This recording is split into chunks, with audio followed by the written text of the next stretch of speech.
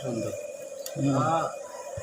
আমরা দেখাই নিয়ে গেলাম দেখেন আমার জীবনে ভাই না আমি যে কদিন আগে দষ্ট করে আসলাম জানে এখন দেখে গেছি এই জন্য আপনাকে নিয়ে আইলাম ওই যে রাইট সময় আছে আপনারা দেখেন